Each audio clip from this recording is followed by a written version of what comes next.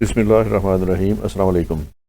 Welcome to lecture 22 और political science paper 1 के इस सब्जेक्ट में आज का जो लेक्चर है वो हम स्टेट के ऊपर करेंगे और स्टेट की डेफिनेशन करेंगे, एलिमेंट्स ऑफ स्टेट पे बात करेंगे और उसके बाद theory of origin of state की बात करेंगे। और ये आपके TSS examination point of view के लिए बहुत इंपॉर्टेंट टॉपिक है, क्योंकि इसमें जो एलिमेंट ऑफ स्टेट्स हैं और theory of origin of state के ऊपर फ्रीक्वेंटली क्वेश्चन पूछे जाते हैं। तो इस लेक्चर को आखिर तक तवज्जो से देखें, और अगर आपको मेरा वीडियो लेक्चर पसंद आए तो इसको लाइक ज़रूर करें और अपने फ्रेंड के साथ शेयर भी करें। अगर आपने मेरा चैनल अभी तक सब्सक्राइब नहीं किया तो आप चैनल को सब्सक्राइब कर लें, ताकि CSS से रिलेटेड अपलोड होने वाली वीडियोस भी आपको मिलती रहे। तो आइए शुरू करते हैं आज का लेक्चर। और आज का लेक्चर है स्टेट, एलिमेंट्स ऑफ स्टेट पे और theory of origin of state. सबसे पहले हम स्टेट की डेफिनेशन देखते हैं कि स्टेट की क्या डेफिनेशन है। और स्टेट को बहुत से थ्योरिस्ट ने डिफ़ाइन किया है, और इसमें से हम जो एलिमेंट्स ऑफ स्टेट है वो देखेंगे कि हर राइटर ने या हर पॉलिटिकल साइंस के जो एक्सपर्ट हैं या फिलोसोफर हैं उन्होंने स्टेट को कैसे डिफाइन किया है। तो सबसे पहले हम डेफिनेशन देखते हैं हॉलैंड की। हॉलैंड की डेफिनेशन के मुताबिक a numerous assemblage of human being generally occupying a certain territory, amongst whom the will of the majority or of the ascertainable class or person is by the strength of such a majority or class made to prevail against any of members who oppose। तो Holland की definition के मुताबिक जो state की definition दी है उसके अंदर जो एलिमेंट्स डिस्कस किए हैं वो एक तो इसके अंदर असेंबलेज ऑफ ह्यूमन बीइंग है, और दूसरा उसमें एलिमेंट जो है वो सर्टन टेरिटरी की बात की है, और तीसरी बात उसने मेजॉरिटी ऑफ विल की बात की है। तो हॉलैंड की डेफिनेशन में स्टेट के ये तीन एलिमेंट निकलते हैं, human beings, territory and will of the majority. अगली डेफिनेशन जो स्टेट की है ये हॉल ने की है, और हॉल के मुताबिक the marks of an independent state are that the community constituting it is permanently established for a political end, that it possesses a defined territory and that it is independent of external. तो इस definition के अंदर hall ने जो state के elements दिए हैं उसमें एक तो कम्युनिटी की बात कर रहा है जिसको हम पीपल कह सकते हैं, दूसरे को वो कह रहा है कि permanently established for political intent. तो इसमें परमानेंसी का एक एलिमेंट हॉल के नज़दीक ज़्यादा इंपॉर्टेंट है, और उसके बाद उन्होंने तीसरा एलिमेंट जो है वो डिफाइंड टेरिटरी किया है, और चौथा independent of external control, means कि वो टेरिटरी जो है वो सॉवरेनिटी रखती हो, वो लोग जो हैं वो सॉवरेनिटी रखते हो ओवर दैट टेरिटरी। तो हॉल के नज़दीक जो एलिमेंट हैं स्टेट के उसके अंदर परमानेंसी, पीपल, परमानेंसी, और उसके बाद डिफाइंड टेरिटरी, और उसके बाद सॉवरेनिटी। बर्जेस ने जो डेफिनेशन दी है स्टेट की उसके अंदर portion of mankind viewed an an organised unit, वो उसके दो एलिमेंट उसने बताए हैं, जो एक तो पोर्शन ऑफ मैनकाइंड यानी उसमें ह्यूमन बीइंग्स बसते हो, लोग बसते हो, और तीसरा उन्होंने इसको ऑर्गेनाइज्ड यूनिट हो यानी पॉलिटिकली ऑर्गेनाइज्ड यूनिट हो, उसको उन्होंने बर्जेस ने कहा कि ये स्टेट हो। ब्लंट शेल के नज़दीक जो डेफिनेशन है स्टेट की उसके मुताबिक the state is the politically organised people of a defined territory. तो इन्होंने भी वही डेफिनेशन दी है कि ऑर्गेनाइज्ड पीपल हो, कम्युनिटी हो जो ऑर्गेनाइज्ड हो और पॉलिटिकली ऑर्गेनाइज्ड हो, और उनके पास एक डिफाइंड टेरिटरी। वुड्रो विल्सन ने जो डेफिनेशन दी है स्टेट की, people organised for law within a defined territory. तो इन्होंने भी डिफाइंड टेरिटरी की बात की है और पीपल की बात की है, और उनकी ऑर्गेनाइज्ड हो अंडर द लॉ। तो जो वुड्रो विल्सन की डेफिनेशन है उसके अंदर ये तीन एलिमेंट हैं, पीपल, ऑर्गेनाइज्ड बाय लॉ, और उनके पास एक डिफाइंड टेरिटरी होनी चाहिए। मैक्लेवर की जो डेफिनेशन है, an association which acting through law as promulgated by the government endowed to this end with a coercive power maintains within a community territorially demarcated the universal external condition of। तो जो मैक्लेवर की definition है उसके अंदर ये association of people होनी चाहिए, एक तो वो होनी चाहिए, दूसरी वो गवर्नमेंट ने वहाँ पे लॉ प्रोमलगेट किया हुआ हो, तीसरी उनके पास कोर्सिव पावर हो मीन्स कि सॉवरेनिटी हो, और चौथा वो टेरिटोरियली डिमार्केटेड हो। जो मैक्लेवर की डेफिनेशन है उसके अंदर लोग हो, एसोसिएशन हो लोगों की, लॉ हो اور اس کے بعد ان کے پاس کورسو پاور یا سوورینٹی ہو اور ٹیریٹوریلی ڈیمارکیٹڈ ہو، یعنی وہ ایک ڈیفائنڈ ٹیریٹری کے اندر ہو۔ تو یہ 4 ایلیمنٹس جو ہیں میکلیور نے دیے ہیں اسٹیٹ کی ڈیفینیشن۔ سب سے کمپریہنسو ڈیفینیشن جو اسٹیٹ کی دی ہے وہ لیسکی نے دی ہے۔ لیسکی کے مطابق territorial society divided into government and subject claiming with in the allotted physical area supremacy over all other۔ تو جو لاسکی کی ڈیفینیشن ہے اس کے اندر ٹیریٹوریل سوسائٹی ہو، ان کی اپنی گورنمنٹ ہو اور ان کے پاس فزیکل ایریا ہو اور ان کو وہاں پہ سپرامیسی ہو، یعنی ان کو سوورینٹی۔ تو جو لاسکی کی ڈیفینیشن ہے اس میں اسٹیٹ کے 4 ایلیمنٹس، اور یہ 4 ایلیمنٹس میں پہلا ایلیمنٹ جو ہے دیٹ از سوسائٹی اور پیپل، دوسرا ٹیریٹری، تیسرا گورنمنٹ اور چوتھا سپریمیسی یا اس میں سوورینٹی۔ تو سب سے کمپریہنسو ڈیفینیشن جو اسٹیٹ کی دی ہے وہ لیسکی نے دی ہے، اور اس لیسکی میں یہ 4 ایلیمنٹس ہیں جن کو میں ریپیٹ کرتا ہوں: سوسائٹی اور پیپل، ٹیریٹری، گورنمنٹ اور سپریمیسی یا سوورینٹی۔ تو کسی بھی اسٹیٹ کے اندر یہ 4 ایلیمنٹ موجود ہوں تب ہم اس کو ڈیفائن کرتے ہیں کہ وہ ایک اسٹیٹ۔ اب ڈیفینیشن میں کارل مارکس نے بھی ڈیفائن کیا ہے اسٹیٹ کو۔ تو کارل مارکس کے نزدیک جو اسٹیٹ ہے that is state is a political organization of the ruling class which uses its power for the purpose of suppressing the resistance of its class۔ تو کارل مارکس کے نزدیک یا مارکسزم کے نزدیک اسٹیٹ کی ڈیفینیشن یہ ہے کہ یہ پولیٹیکل آرگنائزیشن ہے جو رولنگ کلاس نے بنائی ہوئی ہے، اور اس کے اندر وہ پاور یوز کرتے ہیں ان لوگوں کو سپریس کرنے کے لیے جو ان کی مخالفت کرتے ہیں۔ The state arose as a result of division of society into antagonistic classes۔ تو مارکس کے نزدیک اسٹیٹ کا وجود اس وقت آتا ہے جب سوسائٹی کے اندر ایک ہو اور وہ تقسیم دوسری کلاس۔ فریڈرک اینجل نے کہا کہ state is a particular power of separation, کہ اسٹیٹ جو ہے یہ اپنی پاور کو یوز کرتی ہے ٹو سپریس دی پیپل یا سپریس دی انیمی۔ اب جو ایلیمنٹ لاسکی نے کیے ہیں اسٹیٹ، اور اس میں اور مور اور لیس جتنے بھی پولیٹیکل فلاسفرز ہیں بات پہ متفق ہیں، وہ ہے کہ اسٹیٹ کے 4 element: population, land, government and sovereign. تو انہی پہ ہم بات کریں گے۔ پہلے پاپولیشن کے لیے جو کلاسیکل فلاسفرز ہیں ہمارے، پلیٹو ہے، ارسطوٹل ہے یا روسو ہے، تو انہوں نے جو تعداد مقرر کی ہے، پلیٹو نے کہا کہ اس کی تعداد 5040 ہونی چاہیے لوگوں کی، اور ارسطوٹل کہتا ہے 10,000 سے 1 لاکھ کے قریب ہونی چاہیے، اور جیسے ہی 1 لاکھ سے زیادہ پاپولیشن ہو تو نئی اسٹیٹ ڈیولپ ہو جانی چاہیے۔ روسو نے اس کی تعداد 10,000 کے قریب کہا۔ لیکن جو ماڈرن فلاسفرز ہیں وہ اس کی کوئی تعداد مقرر نہیں کرتے پاپولیشن کے لحاظ سے، اور ان کے نزدیک میکسیمم تعداد جو ہے وہ اس وقت جو اسٹیٹس ہیں ہائیسٹ پاپولیشن والی جیسے چائنا اور انڈیا ہے تو وہ 1.5 بلین تک کی ان کی تعداد ہے، اور اس کے بعد کچھ ایسی اسٹیٹس ہیں جو فیو ہنڈریڈ تک ہیں، جیسے ویٹیکن سٹی ہے، اس کی پاپولیشن 1,000 کی نہیں ہے۔ تو پاپولیشن آج کے دور میں سائز میٹر نہیں کرتا، لیکن انہیبیشن ہونی چاہیے اس ٹیریٹری کے اوپر، لوگ موجود ہونے چاہیے، پاپولیشن ہو اس کے اوپر جنہوں نے اس سوسائٹی کو آرگنائز پولیٹیکلی آرگنائز کیا ہوا ہو اور وہاں پہ ایک گورنمنٹ اسٹیبلش کی ہوئی ہو۔ تو پاپولیشن کا سائز جو ہے وہ میٹر نہیں کرتا۔ It may range from population may vary from a few hundred people to 1.5 billion or even more than that۔ دوسرا ایلیمنٹ اس کا جو ہے that is territory۔ The people must live in a defined portion of territory of an appropriate size۔ جو لوگ ہیں وہ کسی ایک ڈیفائنڈ ٹیریٹری کے اندر موجود ہوں، ایک ڈیفائنڈ ٹیریٹری کے اندر رہ رہے ہوں، اور اس ڈیفائنڈ ٹیریٹری کی باؤنڈریز جو ہیں وہ مقرر کی ہوئی ہوں، اور اس کا سائز بھی اپروپریٹ ہو۔ جو ہسٹورینز ہیں یا جو فلاسفرز ہیں پولیٹیکل فلاسفرز، وہ اس کے سائز کو بھی آج کل زیادہ وہ توجہ نہیں دے رہے، نہ اس پہ زیادہ فوکس کر رہے ہیں۔ یہ سائز بہت بڑا بھی ہو سکتا ہے ایز کمپیئر، جتنا بڑا جتنا رشیا کا سائز ہے، اور یہ چھوٹے سے چھوٹا سائز بھی ہو سکتا ہے جیسے ویٹیکن سٹی کا ہے۔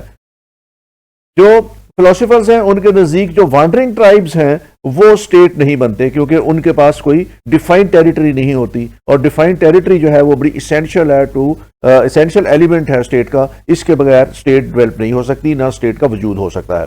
A small state cannot defend itself and perform other functions۔ لیکن اسٹیٹ کا رقبہ اگر بہت تھوڑا ہوگا تو وہ اپنے فنکشنز جو اسٹیٹ نے پرفارم کرنے ہیں وہ پرفارم نہیں کر سکے گی، اور اس طریقے سے اپنے آپ کو وہ ڈیفینڈ بھی نہیں کر سکے گی. تو اس کے لیے ایک اپروپریٹ سائز کا ہونا بہت ضروری ہے، لیکن اس اپروپریٹ سائز کی کوئی اپر یا لوور لمٹ مقرر نہیں کی. German writer ٹریسکی status the state is a power and it is a sun for the state to be small.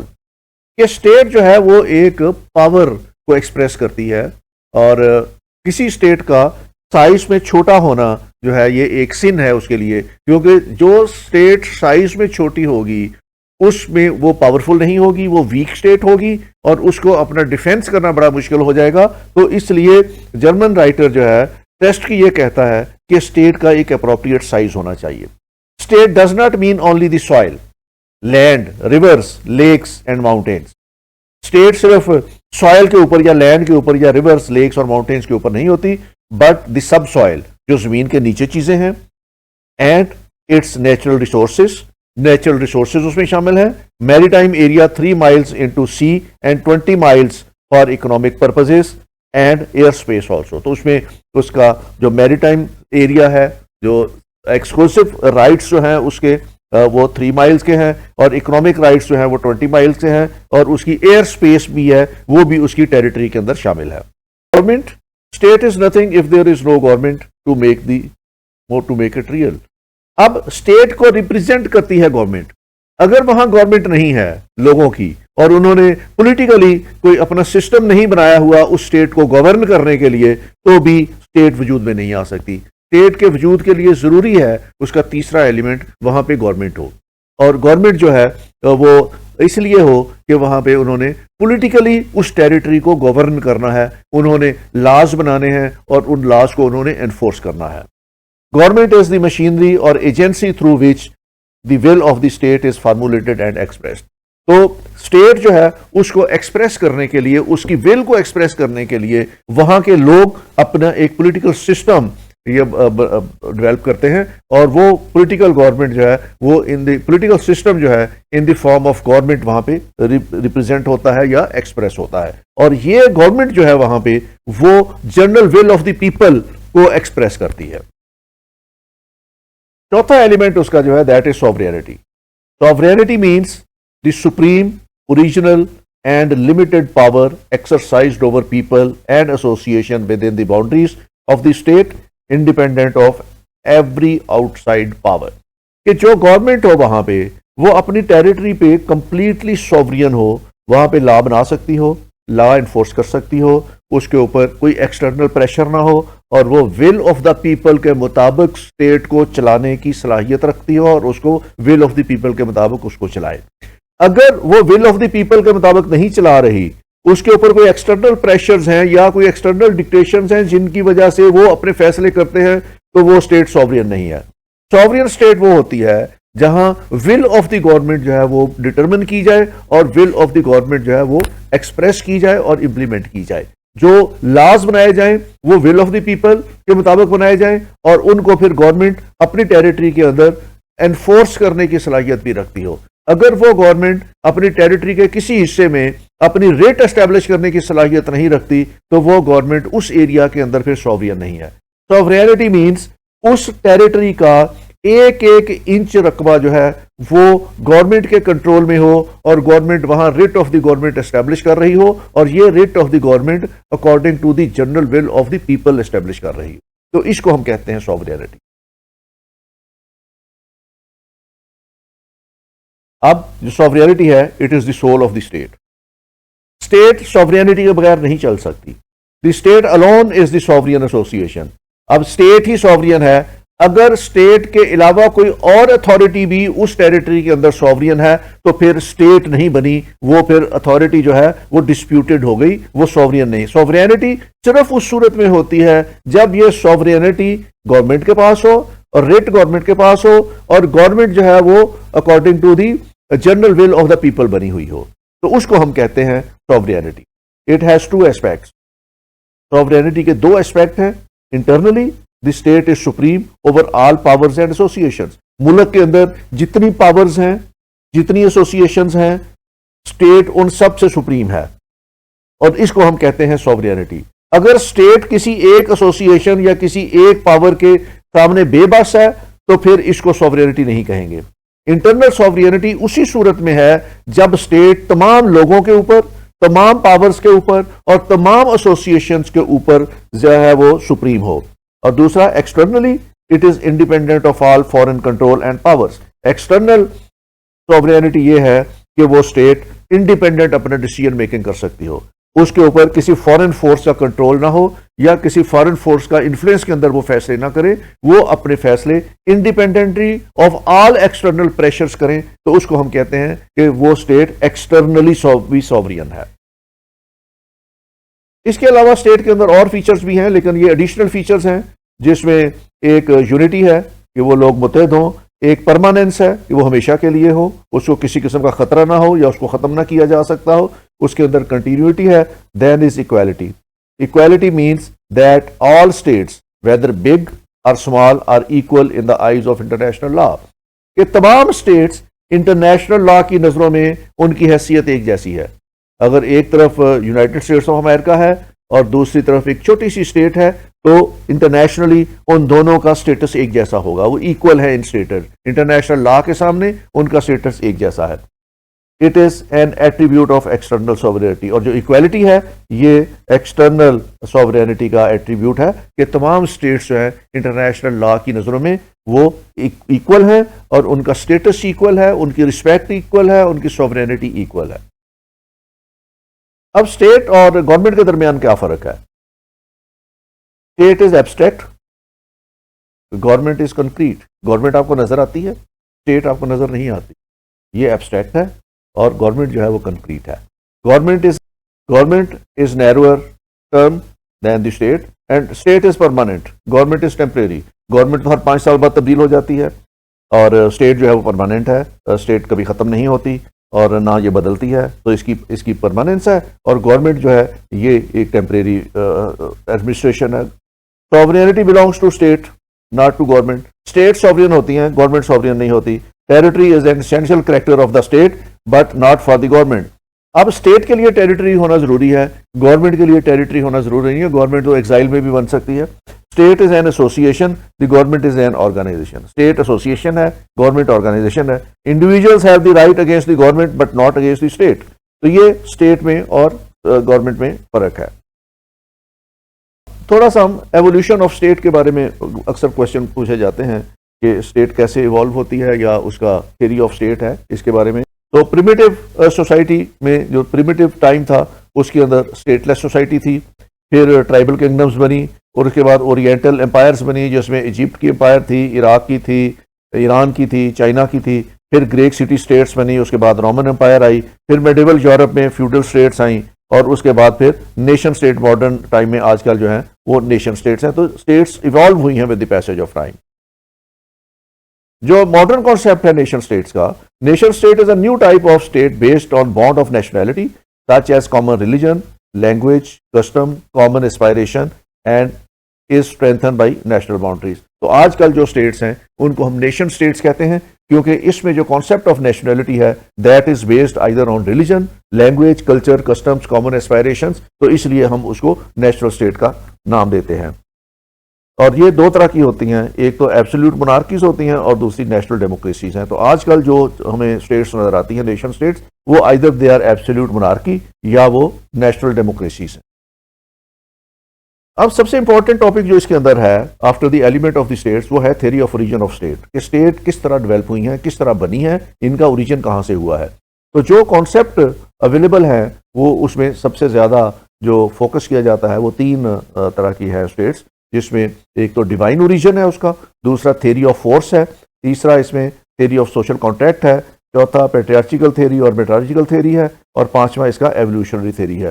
تو یہ 6 تھیوریز بڑی پاپولر ہیں about the theory of the origin of states. تو ان 6 کو ہم 1 بائی 1 ڈسکس کرتے ہیں.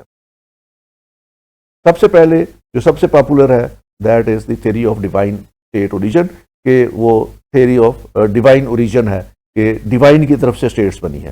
The divine theory of state, also known as the theory of divine right of the kings, is a political authority theory that states that God created the state and the king is God's representative on earth. یہ theory کہتی ہے کہ state کو اللہ تعالیٰ نے create کیا ہے، God نے کریٹ کیا ہے، اور جو کنگ ہے ہی از اے especially chosen ریپرزینٹیٹیو of the God, اور اللہ تعالیٰ نے اس کو چنا ہے کہ وہ اللہ تعالیٰ کے بہاف پہ لوگوں پہ جا کے حکومت کرے. یہ ہے divine theory. Theory states that God created the state and that the king is God's deputy اور وائس ریجنٹ. یہ تھیوری یہ کہتی ہے کہ اللہ تعالیٰ نے اسٹیٹ کو پیدا کیا اور جو کنگ ہے یہ اللہ تعالیٰ کا ڈپٹی ہے یا وائس رائے ہے. The king is given divine power and is only responsible to God for his actions. تو اللہ تعالیٰ نے اپنے اختیارات جو ہیں وہ کنگ کو تفویض کیے ہوئے ہیں اور وہ صرف اللہ تعالیٰ کو جواب دہ ہے اور وہ اپنے ایکشنز کے لیے کسی اور کو جواب دہ نہیں ہے. تو یہ ہے divine theory of origin. The theory makes the king ابو دی لا. یہ تھیوری کہتی ہے کہ کنگ لا بنا سکتا ہے، لا امپلیمنٹ کر سکتا ہے، لیکن خود جو کنگ ہے وہ لا سے بالاتر ہے، کوئی لا اس کے اوپر اپلیکیبل نہیں ہے. لا وہ بنا سکتا ہے، اس کو امپلیمنٹ کر سکتا ہے، لیکن خود وہ لا سے مبنا ہے، لا سے اوپر ہے، وہ ایگزیمپٹڈ ہے کسی بھی قسم کے لا سے. And subjects have no right to question his authority. اور لوگوں کو یہ اختیار نہیں ہے کہ اس کی اتھارٹی کو چیلنج کرے یا اس کے بنائے ہوئے قانون کو چیلنج کرے یا اس کے کسی کال و فیل کو چیلنج کرے. یہ عوام کا اختیار نہیں ہے. Obedience to the king is held to be the religious duty and resistance a sin. تو اس تھیوری کے مطابق لوگوں کا کام صرف یہ ہے کہ وہ بادشاہ سلامت کی اطاعت کریں، اس کے بنائے ہوئے قوانین کے اوپر عمل کریں، اور یہ ان کی ریلیجس ڈیوٹی ہے کہ وہ بادشاہ سلامت کا حکم مانیں، اور اس کی مخالفت اگر کریں یا ریزسٹنس کریں تو یہ گناہ تصور ہوتا ہے یا سن تصور ہوتا ہے. The divine theory of state is one of the oldest theories of the origin of the state and was universally popular in primitive societies. تو یہ ہر سوسائٹی میں یہ ڈیوائن تھیوری آف لا جو ہے یہ پاپولر رہی ہے. Early rulers were often a combination of priest, magic man and king. تو اس طرح جو ارلی اسٹیٹس بنی ہیں اس میں یہ پاور ایک ہاتھ میں مرکز ہو جاتی تھی، جس میں بادشاہ سلامت ہوتا تھا اور اس کے پاس ریلیجس پاورز بھی ہوتی تھی، اس کے پاس پولیٹیکل پاورز بھی ہوتی تھی. تو وہ ایک شخص میں یہ تمام پاور کنسنٹریٹ ہو جاتی تھی اور تمام لوگ جو تھے وہ اس کا حکم تسلیم کرتے تھے. وہ لیجسلیشن کا بھی تمام الٹیمیٹ رائٹ اس کے پاس ہوتا تھا، پولیٹیکل بھی تمام رائٹس اس کے پاس ہوتے تھے، chief commander of the armed forces بھی وہی ہوتا تھا. تو پاور کنسنٹریٹ کرتی تھی ایک ہاتھ میں، اور باقی تمام لوگ جتنے بھی ہوتے تھے وہ اس کی خواہشات کے مطابق کام کرتے تھے اور اس کی سویٹ ول کے مطابق کام کرتے تھے. فرینچ تھیورسٹ ہے Jacks benign بوسے. He believed that the Kings power was absolute and derived from God. کہ کنگ کی پاور جو تھی وہ ایبسولوٹ تھی اور وہ اللہ تعالیٰ سے وہ پاورز اپنی ڈرا کرتا تھا، گاڈ سے وہ پاور اپنی ڈرا کرتا تھا، یعنی گاڈ نے اس کو اپنی پاورز وہ ساری ڈیلیگیٹ کی ہوئی تھی. He also believed that the Kings authority was sacred and modelled on that of a father. کہ جو کنگ کی اتھارٹی تھی وہ سیکرڈ تھی، مقدس تھی، اور اسی طریقے سے عزت و احترام کی نظر سے اس کی پاورز کو دیکھا جاتا تھا یا اس کی اتھارٹی کو دیکھا جاتا تھا جیسے ایک فیملی میں فادر کو دیکھا جاتا ہے. سر رابرٹ فلمر جو انہوں نے ایک بک لکھی تھی 1680 میں جس کا نام تھا دی لا آف دا فری مونارکیز. اس کے اندر وہ لکھتے ہیں، این انگلش رائلسٹ تھا وہ، believed that the state was a family and that the king was a father. He interpreted scriptures to claim that Adam was the first king. Robert فلمر کہتا ہے کہ دنیا کا پہلا کنگ جو تھا وہ ایڈم تھا، اور وہ اللہ تعالیٰ نے اس کو تفویض کر کے یہاں بھیجا تھا کہ وہ جا کے دنیا کے اوپر وہ حکومت کرے. تو اس طریقے سے جو اوریجن تھیوری یہ ہے جس کے اندر ڈیوائن اوریجن کی بات ہے، اس کے جو فلاسفرز ہیں وہ کہتے ہیں کہ یہ اسپیشلی چوزن ریپرزینٹیٹیو ہے اللہ تعالیٰ کا جو کنگ ہے، اور اس لیے تمام لوگ جو ہے اس کی اطاعت کریں اور اس کا حکم مانیں. ڈیوائن تھیوری کی اسٹرینتھ کیا ہے؟ ڈیوائن تھیوری کی پہلی اسٹرینتھ یہ ہے کہ اس کا simulated discipline and law abidingness among the subject at the time when these were the needs of the hour in those anarchical conditions. اس نے ڈیوائن تھیوری نے ملکوں کو یا اسٹیٹس کو انارکی سے بچایا ہے، کیونکہ جب ایک کنگ بن جاتا ہے وہ کسی طریقے سے بھی بنے، اس نے پاور ایکوائر کر لی، اس نے اپنی حکومت کا اعلان کر دیا، اب اس اسٹیٹ کے لیے ضروری ہے کہ وہاں پہ پولیٹیکل سٹیبلٹی آئے، اور پولیٹیکل سٹیبلٹی اسی صورت میں آ سکتی ہے جب لوگ اس کے حق حکمرانی کو مان لیں اور اس کی اطاعت کرنی شروع کر دے اور اس کی رائیول فورسز نہ ہوں تو بادشاہ جو ہے وہ اس ملک کی ویلفیئر کے لیے، اسٹیٹ کی ویلفیئر کے لیے، اس کی پولیٹیکل سٹیبلٹی کے لیے پھر کوشاں رہتا ہے۔ تو ایک تو پہلا کام جو ڈیوائن تھیوری کرتی ہے وہ کہ اسٹیٹ کے اندر سٹیبلٹی لاتی ہے، لا ابائڈنگنس لاتی ہے لوگوں میں، لوگ جو ہے وہ انارکی سے بچ جاتے ہیں۔ دی theory also created a moral responsibility of the ruler.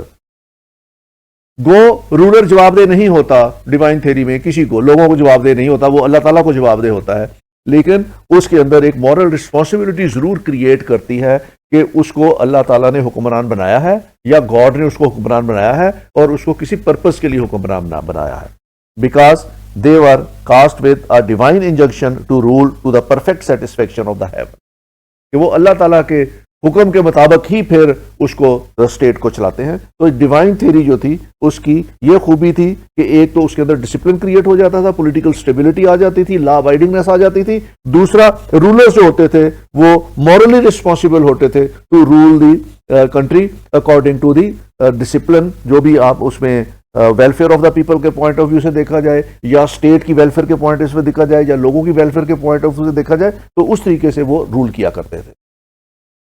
اس کے بعد اگلی تھیوری جو ہے وہ that is theory of force. Theory of force کہتی ہے state is the child of force, کہ اسٹیٹ تو بنتی ہی فورس سے ہے، یہ چائلڈ ہے فورس کا، that is of aggression, war, کانسکویسٹ and سبجوگیشن، کہ یہ جنگ و جدل کے نتیجے میں وجود میں آتی ہے، یہ ایگریشن کے نتیجے میں وجود میں آتی ہے، یہ کوئی کسی ملک کو فتح کرتا ہے، وہاں اپنی حکومت بناتا ہے تو وہاں سے یہ وجود میں آتی ہے، یا یہ سبجوگیشن کے نتیجے میں وجود میں آتی ہے۔ کچھ لوگ جنگ ہار جاتے ہیں اور وہ پھر جو سپیریئر ہوتا ہے فورس میں، جس کے پاس فورس زیادہ ہوتی ہے، اس کی سبجوگیشن قبول کر لیتے ہیں، تو تب اسٹیٹ جو ہے وجود میں آتی ہے۔ اس فلاسفر، اس طرح کے جو فلاسفر ہیں جو تھیوری آف فورس میں بلیو کرتے ہیں، ان کا کہنا ہے کہ اسٹیٹ جو ہے وہ فورس کے نتیجے میں وجود میں آتی ہے، اور وہ مائٹ از رائٹ والی بات وہ ہے، وہ کہتے ہیں کہ جس کے پاس طاقت ہوتی ہے وہ درست ہوتا ہے اور جس کے پاس کمزور ہو وہ وینش کر جاتا ہے، تو مائٹ از رائٹ والی بات ہے، اس کے نتیجے میں حکومتیں وجود میں آتی ہیں یا اسٹیٹ وجود میں آتی ہے۔ سروائیول آف دا فٹسٹ اور فائنسٹ، جو سب سے زیادہ فٹ ہو وہ سروائیو کرتا ہے اور جو سروائیو کرے وہ رول کرتا ہے۔ تو ان کا نزدیک بہت کلیئرٹی ہے کہ اسٹیٹ جو ہے وہ فورس کے نتیجے میں وجود میں آتی ہے۔ Karl Marx believe that the force was the primary means of government power and that the government was a tool of the ruling class, کہ جو اسٹیٹ ہے اس میں فورس ہے یوز کر کے وہ وجود میں آتی ہے، اور جس کے پاس گورنمنٹ، جس کے پاس پاور ہو وہ اپنی حکومت بنا لیتا ہے اور پھر اس کو ایز اے ٹول یوز کرتا ہے اگینسٹ دی جس کے اوپر وہ رول کر رہا ہو۔ Open hammer, گوملپووچ، Edward جینک، all پروپوننٹس of the force theory. تو بہت سے فلاسفرز ہیں جو اس فورس تھیوری کو مانتے ہیں، تسلیم کرتے ہیں، اور ان کے خیال میں فورس تھیوری ہی وہ تھیوری ہے جس کے نتیجے میں اسٹیٹس وجود میں آتی ہیں۔ دی exponent of this theory hold that Wars and aggression by some powerful tribe were the principal factor in the creation of the state. ان لوگوں کا کہنا یہ ہے کہ جنگیں اور ایگریشن ہی وہ واحد عوامل ہیں جن کے نتیجے میں ایک اسٹیٹ کریٹ ہوتی ہے۔ They rely on the آفٹ cotton seeing war be got the king, جو جنگیں ہیں وہ بادشاہ بناتی ہیں، جنگوں کے نتیجے میں بادشاہ بنتے ہیں، جو جیت جائے وہ بادشاہ بن جاتا ہے۔ As the historical explanation of the origin of the state, the force اور might prevailed over the right in the primitive society. تو پریمیٹو سوسائٹی میں جتنی بھی اسٹیٹس بنتی تھی ان کے پیچھے یہی ایک عنصر جو تھا وہ کار فرما تھا کہ وہ فورس کے نتیجے میں بنتی ہیں۔ مائٹ از رائٹ والی بات تھی، جس کے پاس طاقت ہوتی تھی وہ آ کے اپنی حکومت بنا لیتا تھا۔ A man physically stronger established his authority over the less strong person۔ تو اس تھیوری میں ایک طاقتور، جو فزیکلی طاقتور آدمی ہے یا جس کا گروپ زیادہ طاقتور ہے یا جس کے پاس فوج زیادہ طاقتور ہے، وہ اٹھتا تھا اور اپنے سے لیس اسٹرانگ لوگوں کو سبجوگیٹ کر لیتا تھا اور وہاں اپنی اسٹیٹ اسٹیبلش کر لیتا تھا۔ دی strongest person in a tribe is there for made the chief اور لیڈر آف دیٹ ٹرائب۔ تو عام طور پر بھی یہ دیکھا گیا ہے کہ جو اسٹرانگیسٹ پیپل ہوں اپنے اپنے ٹرائب کے اندر، اسی کو ٹرائب کا چیف یا لیڈر بنایا جاتا ہے۔ After establishing the state by subjugating the other people in that place, the chief used his authority in maintaining law and order and defending the state from the aggression from outside۔ جب ایک طاقتور آدمی اٹھ کے باقی لوگوں کو subjugate کر لیتا ہے، اپنی حکومت بنانے کا اعلان کر دیتا ہے، تو اس کے بعد وہ پھر اپنی تمام کوشش اس بات پہ صرف کر دیتا ہے، اپنی تمام اتھارٹی اس بات پہ لگاتا ہے کہ اس نے امن و امان قائم کرنا ہے، اس نے اپنی اسٹیٹ کو ایکسٹرنل ایگریشن سے بچا کے رکھنا ہے، ڈیفینڈ کر کے رکھنا ہے۔ تو فورس لازمی جز ہے اسٹیٹ کا۔ ایک تو اسٹیٹ بنانے میں فورس کی جو ضرورت ہے اس کے نتیجے میں بنتی ہے، وار کے نتیجے میں، اگریشن کے نتیجے میں۔ دوسرا، جب ایک اسٹیٹ ڈیولپ ہو جائے، بن جائے، تو اس کی پروٹیکشن کے لیے وہ انٹرنل اور ایکسٹرنل ایگریشن سے بچانے کے لیے بھی پاور چاہیے۔ اگر وہ پاور نہیں ہے تو انٹرنل اور ایکسٹرنل ایگریشن سے اس اسٹیٹ کو نہیں بچایا جا سکتا۔ تو اسٹیٹ کے ڈیفنس کے لیے بھی پاور چاہیے، اسٹیٹ کو کریٹ کرنے کے لیے بھی پاور چاہیے۔ Force was responsible not only for the origin of the state but for development of the state also. تو دونوں طریقوں سے فورس کی ضرورت ہے، ایک اس کو بنانے کے لیے، اس کے اوریجن کے لیے، دوسرا پھر اس کے اندر اس کو بچانے کے لیے، اس کو انٹیکٹ رکھنے کے لیے، اس کی سوورینٹی کو انٹیکٹ رکھنے کے لیے بھی فورس کی ضرورت ہے۔ ایڈور جینکس کہتا ہے، historically speaking there is not the slightest difficulty in proving that all political communities of the modern type owe their existence to successful warfare۔ اس بات میں کوئی ہچکچاہٹ نہیں ہے، اس کو ماننے میں کوئی ہچکچاہٹ نہیں ہے کہ آج کی جو دور ہے، آج کا جو دور ہے اور آج کی جو سٹیٹس ہیں، ان کو اپنی ایگزسٹنس کے لیے سکسیسفل وارفیئر کی ضرورت ہے۔ ان وارفیئر کے بغیر آج کل کی سٹیٹ سروائیو نہیں کر سکتی۔ سٹیٹس کو سروائیو کرنے کے لیے فورس کی ضرورت ہے۔ The force theory of government is inconsistent with individual Liberty.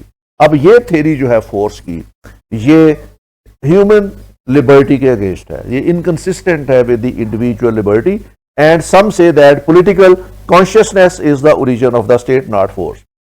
تو کچھ لوگ یہ کہتے ہیں کہ جو انڈیویجول یا پولیٹیکل کانشیسنیس ہے لوگوں کے درمیان، وہ زیادہ ضروری ہے، یونٹی زیادہ ضروری ہے، لوگوں کا اپنا ایموشنلی اٹیچ ہونا زیادہ ضروری ہے، اس کے لیے فورس کی ضرورت نہیں ہے۔ لوگ کتنے اپنی اسٹیٹ کے ساتھ اٹیچ ہیں، یہ زیادہ ضروری ہے اسٹیٹ کو ڈیفینڈ کرنے کے لیے۔ لیکن ان کا کہنا یہ ہے کہ جو فورس تھیوری ہے یہ انکنسسٹنٹ ہے ود دا ہیومن لبرٹیز۔ جہاں اسٹیٹ فورس یوز کرے گی، وہ اگر انٹرنلی اپنے لوگوں کے اگینسٹ یوز کر رہی ہے تو وہ بھی ان کی لبرٹی کے لیے خطرناک ہے، ان کی لبرٹی کے اگینسٹ ہے۔ اور اگر وہ لوگوں کو ان کی ول کو کرش کرنے کی کوشش کرتی ہے بائی یوزنگ دی فورس، تو تب بھی وہ اس اسٹیٹ کی سوورینٹی کے لیے یا اس اسٹیٹ کے لوگوں کی لبرٹی کے اگینسٹ ہے۔ اسٹیفن بٹنر لیکاک کا کہنا ہے، the beginning of the state are to be sought in the capture and enslavement of men by men in the conquest and subjugation acquired by superior physical force۔ کہ state کا آغاز تو اسی طریقے سے ہوتا ہے کہ جو طاقتور ہے وہ دوسرے لوگوں کو سلیو بنا لیتا ہے اور ان کو علاقے پہ قبضہ کر لیتا ہے، ان کو سبجوگیٹ کر لیتا ہے، اور اس طریقے سے فورس یوز کر کے اسٹیٹ بنتی ہے۔ The progressive growth from tribe to kingdom and from kingdom to empire is but a continuation of the same process۔ اور آگے جو اسٹیٹ کی پروگرس ہے اور اس کی جو گروتھ ہے، اس نے ٹرائب سے کنگڈم بننا ہے، کنگڈم سے اس نے بڑی، اس کے لیے بھی فورس کی ضرورت ہے۔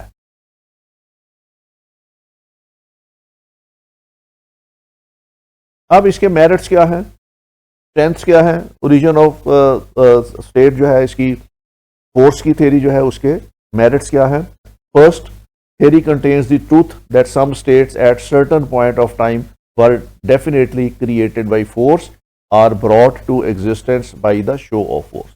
پہلی بات تو یہ ہے کہ یہ بات درست ہے کہ بہت سی اسٹیٹس ایسی ہیں جو فورس کے ذریعے وجود میں آئی، جو شو آف فورس کے ذریعے وجود میں آئی ہیں، جن کو انٹیکٹ رکھنے کے لیے فورس کی ضرورت ہے۔ Secondly, the states are conscious of building adequate defense and army to protect the territorial integrity of the state۔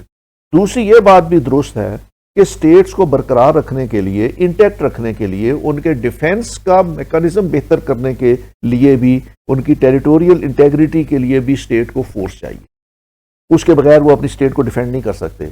That is why we find commanders of war as an important post in the ancient kingdoms. ہم دیکھتے ہیں کہ بادشاہ کے بعد اگر کوئی بہت زیادہ امپورٹنٹ شخص ہوتا تھا تو وہ اس کا سپہ سالار ہوتا تھا جس نے اسٹیٹ کو ڈیفینڈ کرنا تھا.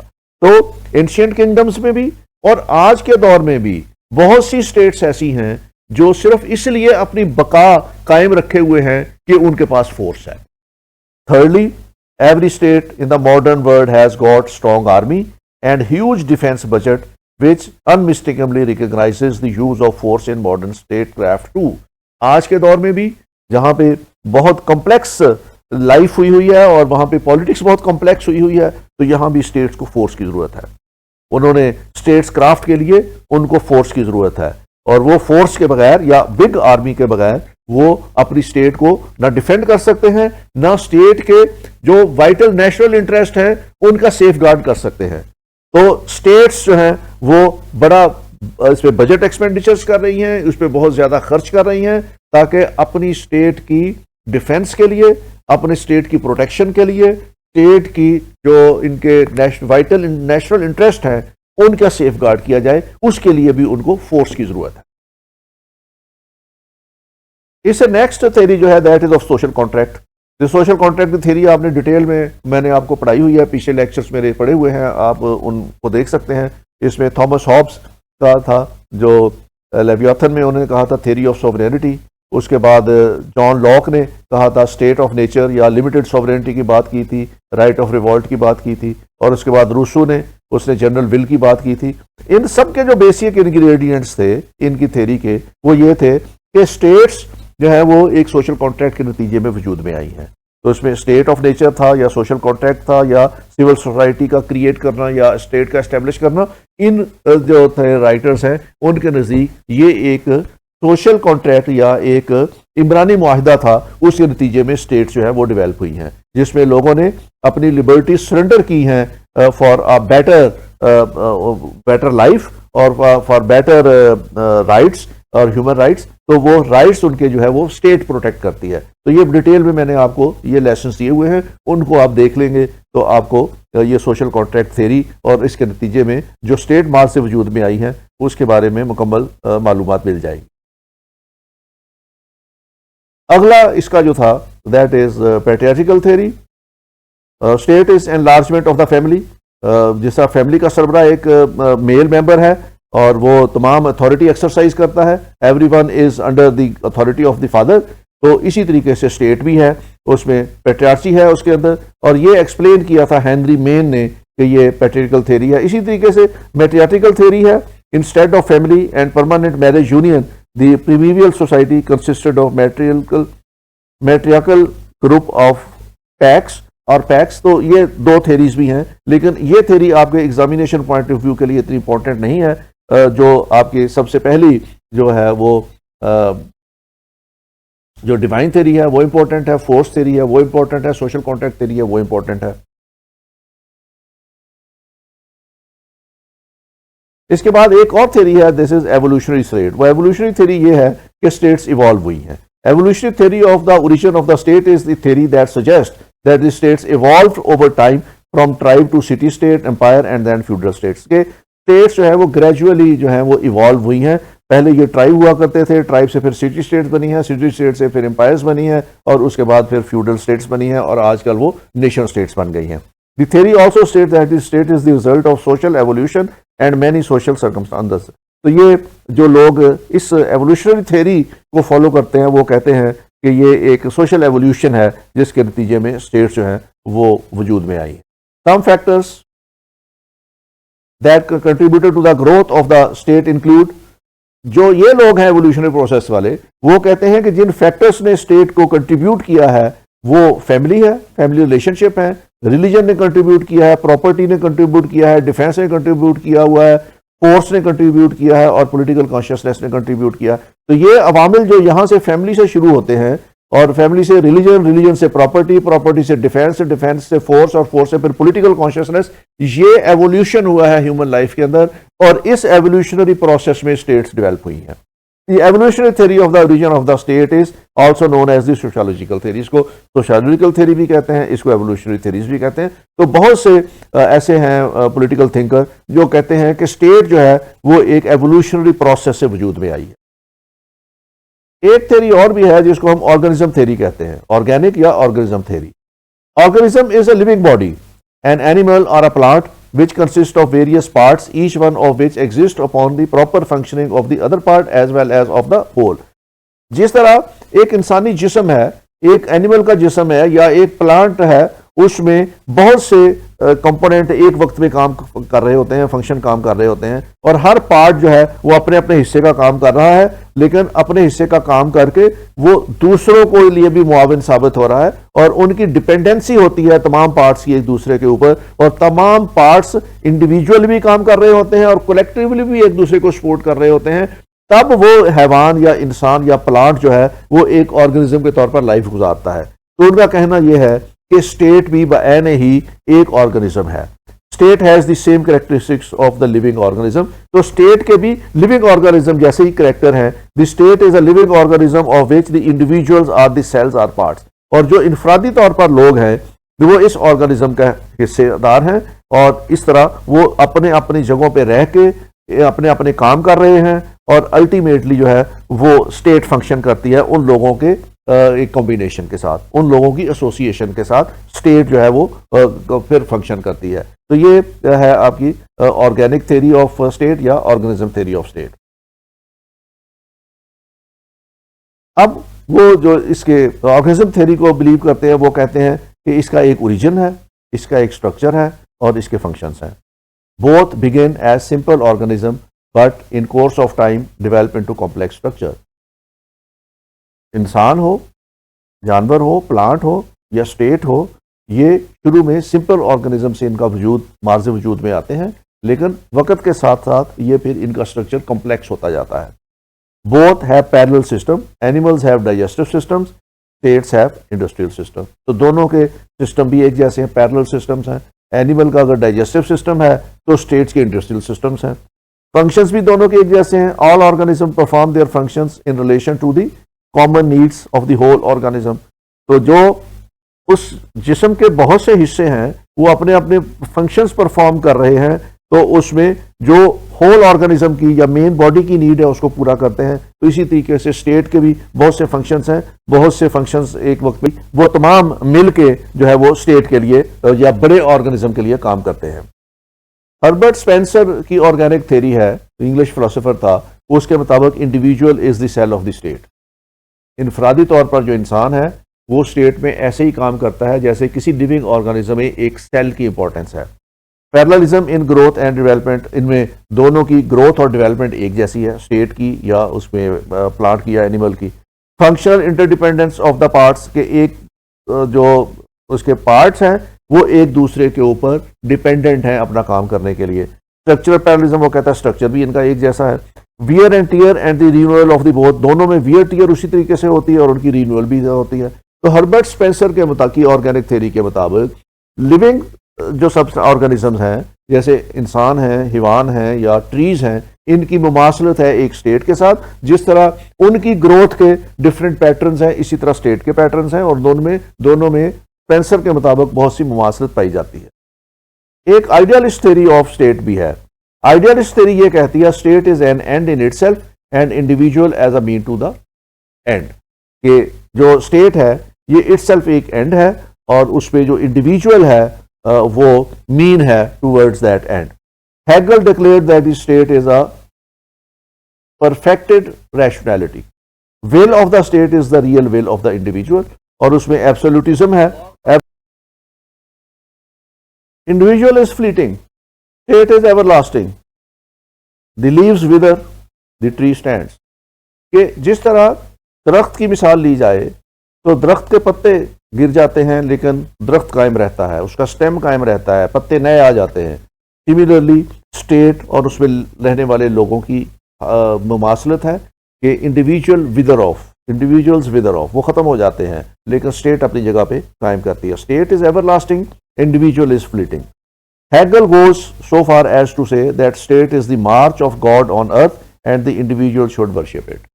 کہ اسٹیٹ جو ہے وہ اللہ تعالیٰ کی طرف سے عطا کرتا ہے، اس لیے جو انڈیویجول ہے اس کو اسٹیٹ کی ورشپ کرنی چاہیے، اور اسٹیٹ جو ہے وہ ایک سیکرٹ انسٹیٹیوشن ہے، اس لیے انڈیویجول کو اپنی لائف سیکریفائز کرنے کے لیے for the cause of state کبھی بھی ہیجیٹیٹ نہیں کرنا چاہیے۔ Personality of the state: state has a will of its own and can act in the same way as does a human being. جس طرح انسان کی ایک پرسنالٹی ہوتی ہے، ہر انڈیویجول کی ایک پرسنالٹی ہوتی ہے، اس طریقے سے اسٹیٹس کی بھی ایک پرسنالٹی ہوتی ہے، اور جس طرح انسان اپنی پرسنالٹی کی بنیاد پر جانا جاتا ہے، اسی طرح اسٹیٹس بھی اپنی پرسنالٹی کی بنیاد پہ جانی جاتی ہیں۔ ہمیں انسان کی پرسنالٹی دیکھ کے پتہ چل جاتا ہے اس کا کریکٹر کیا ہے، اس کے ایموشنز کیا ہے، اس کی سوچ کیا ہے، اس کا بیہیویئر کیا ہے۔ اسی طریقے سے اسٹیٹس کے بارے میں بھی ہم پریڈکٹ کر سکتے ہیں کہ وہ اسٹیٹ جو ہے وہ کیسی ہے، اس کا ایٹیچیوڈ کیسا ہے، اس کا بیہیویئر کیسا ہے، اور وہ کس طریقے سے ریئیکٹ کرتی ہے۔ دی will of the state is ڈسٹائنڈ from the some of the will end interest of the individual composing it. اور ایک اسٹیٹ کی ول کا اندازہ ہمیں کہاں سے ہو جاتا ہے؟ اس میں رہنے والے لوگ کس طریقے سے رہ رہے ہیں، وہاں سے ہمیں یہ اندازہ ہو جاتا ہے کہ اس اسٹیٹ کی ول کیا ہے۔ تو اسٹیٹ کی ول از reflection of the interest of the individual composing that state۔ اب اس میں اسلامک کانسیپٹ آف اسٹیٹ ہے، اس کے اوپر بھی کوشچن آتے ہیں، اور یہ اسلامک کانسیپٹ آف اسٹیٹ میں نے بڑی ڈیٹیل کے ساتھ آپ کو جو مسلم فلاسفرز پڑھائے تھے اس میں نے بتایا تھا۔ اس میں صرف میں آپ کو تھوڑا سا اس کو ریمائنڈ کرا دیتا ہوں کہ ایک تو اسلامک اسٹیٹ میں sovereignty always rest with Almighty Allah۔ King is not sovereign۔ sovereignty اللہ تعالیٰ کے پاس ہے۔ جو خلیفہ ہے he is representative of the Almighty Allah، اور اس نے اسٹیٹ کو اس طریقے سے چلانا ہے جس طرح Almighty اللہ نے اس کو چلانے کا حکم دیا ہوا ہے۔ خلیفہ کی اپنی لیجسلیٹو پاورز بہت لمیٹڈ ہیں، اور اس نے ان لاز کے مطابق اسٹیٹ کو چلانا ہے جو اللہ تعالیٰ نے اپنے قرآن پاک میں اس کو ارشاد فرما دیا ہے، اس طریقے سے اس نے اسٹیٹ کو چلانا ہے۔ وہ لا بنانے کی صلاحیت یا لیجسلیشن کی صلاحیت اس کی لمیٹڈ ہے، کیونکہ اس کے پاس پاورز جو ہے وہ ڈیلیگیٹ کی ہوئی ہے اللہ تعالیٰ کی طرف سے، اور اس نے ان ڈیلیگیٹڈ پاورز کو اس طریقے سے ہی استعمال کرنا ہے جس طرح اس کو استعمال کرنے کا حکم اللہ تعالیٰ نے شریعت کے اندر دیا ہوا ہے۔ پھر اس نے شورا کا نظام قائم کرنا ہے۔ وہ عقل کل نہیں ہے خلیفہ، اس نے کوئی بھی فیصلہ کرنا ہے تو اس نے مشاورت سے کرنا ہے، اس نے شورا کا نظام نافذ کرنا ہے، اس نے قوم کو پوری کو اپنے ساتھ لے کے چلنا ہے، اور ان کی مشاورت سے اس نے فیصلے کرنے ہیں۔ اوبیڈینس آف دا رولر: اسلام میں رولر جب ایک خلیفہ منتخب ہو جائے اور اس کے اوپر بیعت کر لی جائے تو پھر اس سے روگردانی نہیں کی جا سکتی، اس کا حکم ماننا ہے، اور اس کا حکم اگر تلخ بھی ہے، سخت بھی ہے، تو تمام لوگوں نے اس کا حکم ماننا ہے۔ اسلام میں بغاوت کا تصور نہیں ہے۔ اگر حکمران شریعت کا راستہ چھوڑ دیں اور غیر شرعی احکامات کرنا شروع کر دیں تو تب مسلمانوں کے پاس اختیار ہے کہ وہ خلیفہ کو معزول کر سکتے ہیں، لیکن اگر وہ خلیفہ احکامات شرعی کے مطابق کام کر رہا ہے، اس کے اندر وہ کوالٹیز جو ایک خلیفہ کے اندر متعین ہیں وہ اس کے اندر موجود ہیں، تو پھر مسلمان اس کے خلاف کسی بھی قسم کی مزاحمت نہیں کر سکتے۔ ہاں، اگر اس کے اندر جن کوالٹیز کی بنیاد پر اس کو چنا گیا ہے اور سبسیکوئنٹلی وہ کوالٹیز اس کے اندر سے ختم ہو جائیں تو تب اس کو ریپلیس کیا جا سکتا ہے۔ ایکوالٹی آف مین کائنڈ: اسلام میں تمام لوگ برابر ہیں، ایک دوسرے کے برابر ہیں، کسی کو کسی پہ کوئی فضیلت حاصل نہیں ہے، ایکوالٹی ہے، اور اس کے اندر جو تمام لا کی نظروں میں تمام مسلمان جو ہیں وہ تمام رعایا کے لوگ، ان کی حیثیت ایک جیسی ہے۔ Good deed and punishment of wrong: state کا کام یہ ہے کہ وہ اچھے کاموں کی ترویج دے اور برے کاموں میں سزا دے۔ اچھے کاموں کی ترغیب دینا اور برے کاموں سے روکنا یہ خلیفہ کی ذمہ داری ہے کہ وہ ایک اسلامی شعائر کے مطابق ایسا معاشرہ تشکیل دے جس میں لوگ اپنی زندگیاں اسلام کے اصولوں کے مطابق گزار سکیں۔ تو یہ اسلامک اسٹیٹ کا کانسیپٹ ہے۔ اس میں پھر خلافت کی جو تھیریز ہیں، کون خلیفہ بن سکتا ہے، اس کی کوالٹیز کیا ہیں، اس کے اندر خوبیاں کیا ہونی چاہیے، اور اس کے اختیارات کیا ہونے چاہیے، اس کے خلاف ریولیوشن کیسے ہو سکتا ہے، اس کو ہٹایا کیسے، یہ ساری لیکچرز میں آپ کو پہلے دے چکا ہوں۔ اس میں الماوردی کے خلافت کے بارے میں ہے، غزالی، امام غزالی نے اس پہ لکھا ہے، ابن خلدون نے لکھا ہے، تو یہ لیکچرز میرے آلریڈی پڑے ہوئے ہیں یوٹیوب پہ، آپ ان کو دیکھ لیں۔ تو یہ اسلامک کانسیپٹ آف اسٹیٹ بھی امپورٹنٹ ہے، اس پہ بھی بہت بار کویشچن آئے ہوئے ہیں۔ یہ تھا آج کا لیکچر جس میں ہم نے دیکھا کہ اسٹیٹ کیا ہے، اسٹیٹ کی ڈیفینیشن کیا ہے، ایلیمنٹس آف اسٹیٹ کیا ہے، اور theory of origin of state کیا ہے۔ تو اگلا لیکچر انشاءاللہ ہمارا جو ہے وہ کلاسیفیکیشن آف اسٹیٹس کے اوپر ہوگا. اس وقت تک کے لیے اجازت دیں. اگر یہ لیکچر آپ کو پسند آیا ہے تو اس کو لائک ضرور کریں اور اپنے فرینڈس کے ساتھ شیئر بھی کریں. اگر ابھی تک آپ نے میرا چینل سبسکرائب نہیں کیا تو اس کو اب سبسکرائب کر لیں تاکہ CSS سے ریلیٹڈ آنے والی ویڈیوز آپ کو ملتی رہیں. اگلے لیکچر تک کے لیے thank you very much. Take care. خدا حافظ.